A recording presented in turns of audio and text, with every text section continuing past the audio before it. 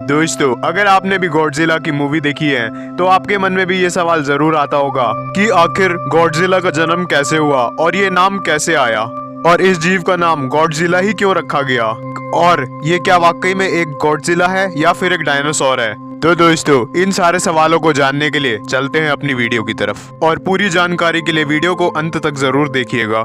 दोस्तों, अगर हम गॉडजिला की फिजिक को देखें तो इसको देखकर ऐसा लगता है कि ये 3 डायनासोर्स को मिलाकर बनाया गया है, क्योंकि गॉडजिला के पीठ पर ये जो लंबी सी स्केल्स हैं ये स्टेगोसॉरस डायनासोर जैसी हैं और इसके आगे के पैर जो कि छोटे होते हैं वो बिल्कुल टीरेक्स की तरह नजर आते हैं और इसके चलने का तरीका तो बिल्कुल इग्वानाडॉन डायनासोर जैसा लगता है।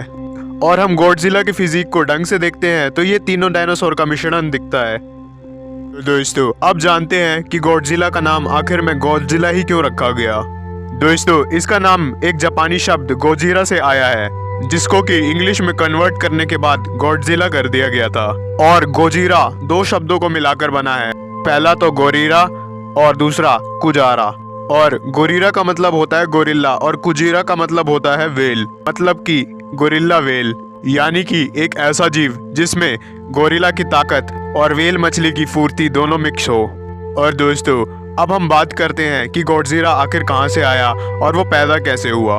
दोस्तों, वर्ल्ड वॉर के दौरान जापान पर न्यूक्लियर अटैक हो रहा था और उसी वक्त वहां पर किस्से और कहानियों ने जन्म लेना शुरू किया और लगभग सन 1956 में इशिरो होंडा ने एक मूवी बनाई जिसका नाम था गॉडजिला। और इस मूवी के आते ही ये गॉडजिला पूरी दुनिया में इतना फेमस हो गया कि लोग इस जीव के दीवाने हो गए।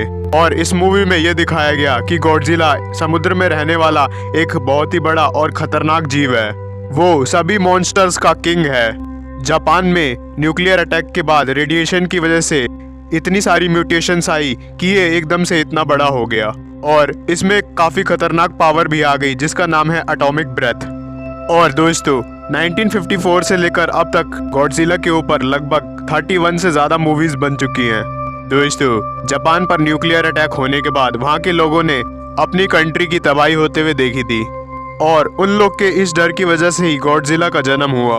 तो चलिए दोस्तों, अब हम गॉडजिला की कुछ एबिलिटीज़ के बारे में जानते हैं। दोस्तों, इसका साइज इतना बड़ा होने की वजह से इसकी एबिलिटीज भी काफी ज्यादा बढ़ जाती हैं और इसी के कारण गॉडजिला फाइट के दौरान अपने दुश्मनों पर काफी भारी पड़ता है और इसकी बॉडी का शेल एक शील्ड की तरह काम करता है। तो फिर आप चाहे इस पर मिसाइल मारिए चाहे कोई न्यूक्लियर बॉम्ब, गॉडजिला को कोई फर्क नहीं पड़ता, बल्कि उन बॉम्ब्स और मिसाइल्स की रेडिएशन से इसकी पावर और ज्यादा बढ़ जाती है।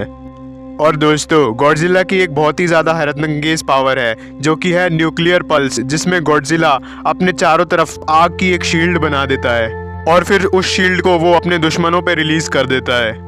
और इस जीव की सबसे जानी मानी पावर इसकी एटॉमिक ब्रेथ है, जो कि इसको और इसकी एबिलिटीज़ को काफ़ी नेक्स्ट लेवल तक ले जाती है। और दोस्तों, एक नज़र हम अपने साइंटिस्ट और विज्ञान की तरफ भी कर लेते हैं कि विज्ञान और साइंटिस्ट गॉडजिला के बारे में क्या कहते हैं।